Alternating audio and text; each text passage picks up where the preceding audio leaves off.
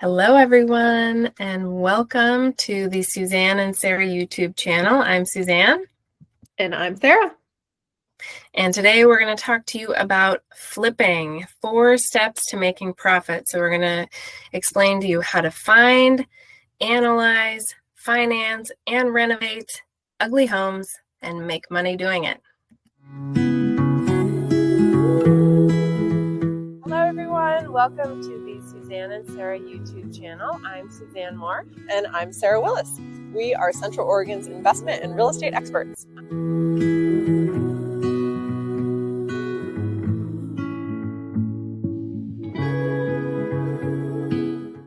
So as I said, I'm Suzanne Moore. I'm a realtor in beautiful, sunny Central Oregon with Realty One Group Discovery. And I'm Sarah Willis. I am Suzanne Moore's teammate, and we both hang our license at Realty One Group Discovery.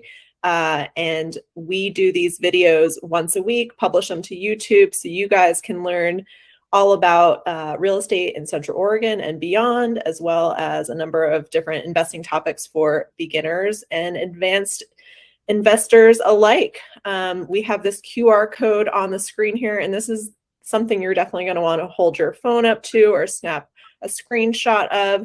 This is the best way to get in touch with us. You can fill out our contact information. We will get you an email to your inbox once a week. We scour the market for Ben's best deals. And if you're searching for an investment property here, this is something you don't want to miss. When you're finished with this video, this is something you're definitely going to want to like and subscribe to our channel so you can stay up to date on all the latest topics. All right, let's dive in. You want to take us through the agenda, Sarah?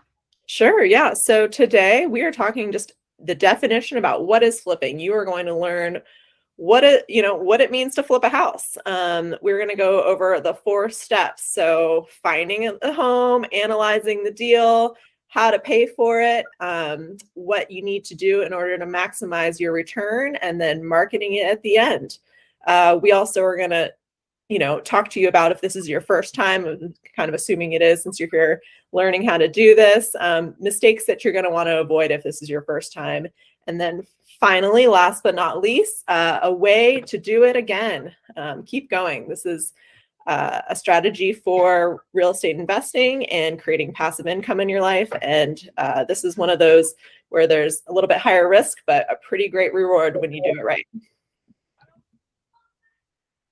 Absolutely. All right. So flipping, what is it? I think this picture says it all.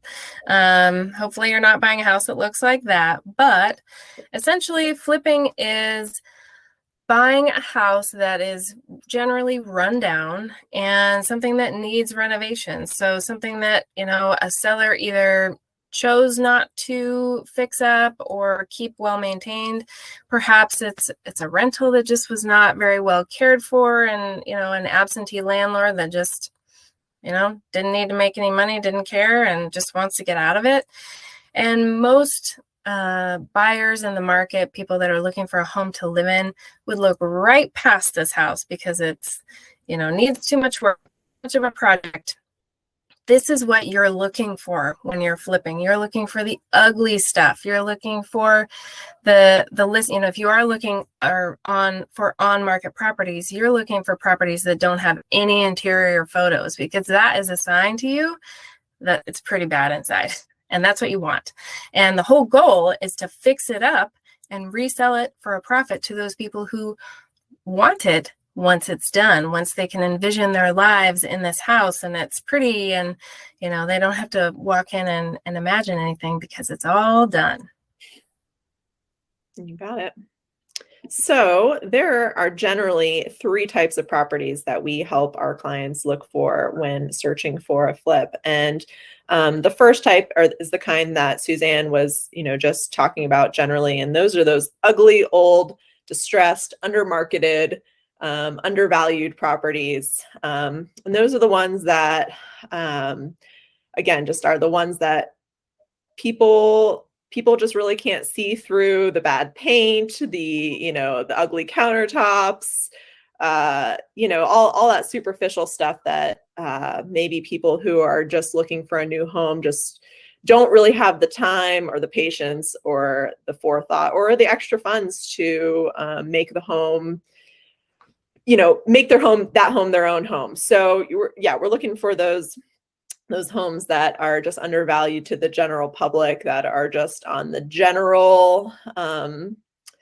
market, and or sometimes there are occasions where listing agents are just doing a bad job advertising on behalf of their clients. So you really just either want to be have people like us on your team who can see the potential in places, and or again, we also just know where to look off market as well. We have different outlets for looking for these types of homes in that way. So that's number one. Number two are short sales. And what short sales are homes that are in the pre-foreclosure status. And this is when folks have missed a number of mortgage payments and are ultimately in line to have their home foreclosed on. And in these cases, these people probably just want an easy out. And this is one of those situations where people may be willing to sell their home for under market value in order just to be free and clear and pay off their bank and be able to move on with their life without, having that bad mark on their credit score. So, that's one option to look into. And then the third option are real estate owned or REO or bank owned properties. And these are properties that have already been foreclosed on. They've gone through that process and the bank now owns them. And the banks are not in the business of real estate. And, it's really just their goal to get these homes, off their balance sheet. And this is also just an occasion where you may be able to find a home that has been distressed and or not, that will be sold for, that can be sold for under market value. And that's what we're looking for. It's just things that you can, maximize your potential on, something that's not being sold for fair market value, basically, or at the level where you can make a profit on it. Yeah. So once you start looking either on the market or at off-market properties, you want to be analyzing every single flip, and you want to get comfortable with your numbers. And the easiest flips are light cosmetic updates. So think paint, lights, maybe some new flooring, new cabinet pulls, like the finishing touches. Like this is, your bread and butter, right? If you can find one of these that pencils, you can make money on it, go for it. The harder flips are things that need like structural repairs and major renovations, like a new roof, new windows. If you have any kind of foundation issues coming up, maybe think twice, because these costs are really hard to estimate and usually require specialized contractors and permits and a lot of time. So that, I would say, is more for your advanced flipper. So then going into the analysis, so really like how do you analyze your numbers for a flip? So first of all, you want to estimate the cost of repairs. If this is your first flip, how are you going to do that? Well, the first place you can turn to is your experienced investor-focused realtor, so someone like Sarah and myself, because we can give you either some templates to use, we can connect you with people who can give you some of those numbers, or you can certainly search online for templates and ways to start to estimate the cost of the repairs that you're going to need to make. Next up, you're going to need to research your comps, and your comps are your comparable sold homes. So homes that have sold in this area and that are at the same level of finish as you are planning to do. So you want to be comparing apples to apples. You want to compare your house to a house that has, sold recently, that has, similar finishes, flooring, paint, staging, those types of things. You don't want to compare against something that is like way nicer and more fancy luxury than what you're doing. Otherwise, your numbers are going to be off.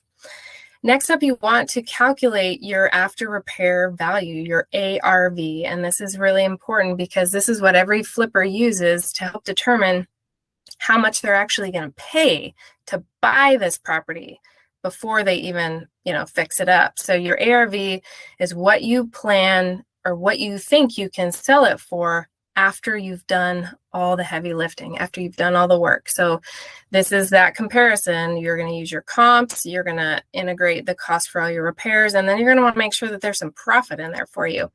So a way to calculate how much to pay for the flip property up front is to take 70% of your ARV minus your repairs, and that will give you your price. That will give you a really good price that will build in some buffer, aka profit, for you so that this can be a successful flip experience.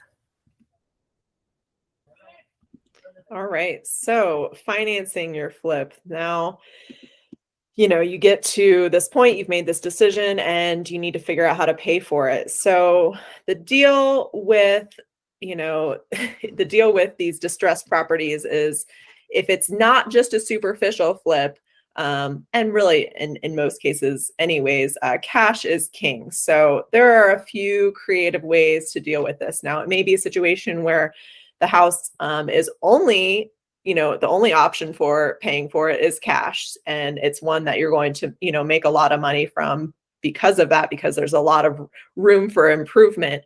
But you don't have all the cash in your bank account to pay for it. So that doesn't rule everything out. If you own a primary residence or another rental property, you can always leverage your other property with a HELOC. So that is a type of loan where you basically cash out on the equity of your house. You take out a loan against your current house and can use those funds, the cash funds from your other residence, your other real estate, in order to pay for your next property.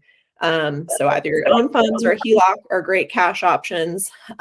Also hard money or private money are options. And this is where you basically find, private investors and convince them that the deal that you're doing is going to make money, and they will lend you the money in the short term at a higher than average interest rate in order for you to get the property up to a point where it is financeable by conventional terms, and you can refinance the house down the line and pay them back, or go ahead and sell the house, after it's all said and done, and pay them back, and then pay yourself when the job is done. So cash is king. It's going to provide you the most leverage in terms of getting the best price possible for the house and close quickly. So always consider cash as an option first with these types of properties. Conventional financing is an option. But there's a couple different ways you could look at this. So conventional financing is only going to be an option really if it's a house that doesn't have foundation issues, or it really is only a superficial flips, because a conventional financer is going to come into your house and do an appraisal, and they just want things. They want to be able to resell this house if they need to repo it from you. They don't want to have to flip it themselves too. So basically be looking at it from that lens in terms of deciding whether it's eligible for conventional financing or not. Now, if this is a house that you are not going to be living in, the bank is going to look at it as a second home or an investment property. And with these types of loans, the thing you need to know is that you're going to have to be putting down 20% to 25% down minimum. So, you're going to need that much cash in order to get into the house. And then you're also going to need enough cash to refinish the house as well. So alternatively, there's an option to do a live-in flip, and you can treat this home as your primary residence. If you're telling the bank that you plan to live in this home in earnest for at least a year, you can, get in this as a primary residence, and you can do, in these cases, usually as little as 3.5% down. With a conventional loan, if it is the home you were living in while you're fixing it up. And then finally, there's also, the potential for seller financing. This is a much more rare opportunity, but it does exist. And we really enjoy these when we can do these for our clients. Basically, if a seller owns their own home outright, or, if they can pay off the entirety of their mortgage with what you are putting down as a down payment, they may be able to carry the note for you for a certain term. And this works out really well in that, you're still giving them a down payment, and you're negotiating an interest rate and a term, but you're not dealing with all the underwriting involved with a bank. And this can be a really great route to go if it's an option. Yep, lots of good options here. And, just wanted to reiterate too that like even hard money and private money looks like cash when you are purchasing with those types of funds. So you can still submit a cash offer, even though you are getting money from other sources. All right, now it's time to renovate and sell your flip. This is step 4. So the project begins. And, the first thing you want to do, you've bought the house, right? You found it, you analyzed it, you financed it. Now you got to make sure you've got all your ducks in a row. You got to gather your team. You cannot flip as a solo person. You need people around you to help you. Your number one most important ally is your realtor. I'm not just saying that because I'm a realtor. I'm saying that because your realtor can help connect you to all the other people that you need to make this successful. So that's your contractor. If you're not planning to do it yourself, it's tax professionals, subs, all the things you need to really get this going. Your realtor can and should be providing you with lots of recommendations. So gather your team, decide if you are going to do the project yourself, if you have the skills, the tools, the time, willingness to do this yourself, or if you're going to hire it out and pay someone else to do it. You will pay more if someone else is doing it, but it'll probably get done faster. Next step is creating your budget and timeline. And, if you're hiring someone to do this, they will be doing this for you. You should still know your budget and your timeline so that you can keep your contractor on track, on budget, on time, and keep them accountable so that you stay profitable, because the more time you spend fixing this place up, the more money you're going to spend and the lower profit margin you're going to have. And then you want to focus on high impact spaces. We know what these spaces are. They're the ones that we look for when we're all looking for real estate online, right? Nice kitchens, beautiful bathrooms, big ticket items, like things like, newer roofs. That's great because that's going to save you like 5 digits. It's going to save the buyer 5 digits. So, if you're willing to invest in a new roof, it's going to pay off in the end because buyers like to see things like this. HVAC systems, so that things like new furnace, heat pumps, air conditioning, things like that really appeal to buyers. And then finally, if you can add living space and square footage, that is really going to impact your resale because you can charge more because you have more livable space. So these are just a few things to focus on in the renovation and the sale portion of your property, but this is enough to get you started. All right, mistakes to avoid. We are speaking to the first time flipper here and, experienced flippers alike. I think we all make these mistakes or have a tendency to. Number one, it's really just making sure that you have enough cash or credit on hand to get into the property, first of all, and do all of the repairs that we're planning on. So you can never, we always just say, just be super conservative when it comes to everything, right? You want to overestimate the cost of repairs, overestimate how much time it's going to take, underestimate, what you think your aftermarket value is going to be, or your after renovation value is going to be. Just have a buffer, because you're never going to complain if you get to the end and you overestimate it and there's more cash on hand or more profit, but it will stop you dead in the water if you just run out of cash or credit. So that's, I would say, like the number one thing. Just be really conservative with your estimates. A big one too is, don't skip the finish work. Finish work takes, I don't know, what do you think, Suzanne? Like 30% of the time. Yeah, but it's only 5%. It's the last 5% of the project that takes 30% of the time. Right. So, the finish work is is the most tedious. It takes the longest. It's all custom work, when it comes down to doing, all the molding and everything else. But this is the stuff that can really sort of make or break your resale value in the end. You're going to have buyers coming through and just, they're going to notice whether things are finished or not. And if you're really trying to maximize your return on investment, the cash input for the last 5% of things is low, but the time input and the attention to detail needs to remain high. So don't skip the finished work.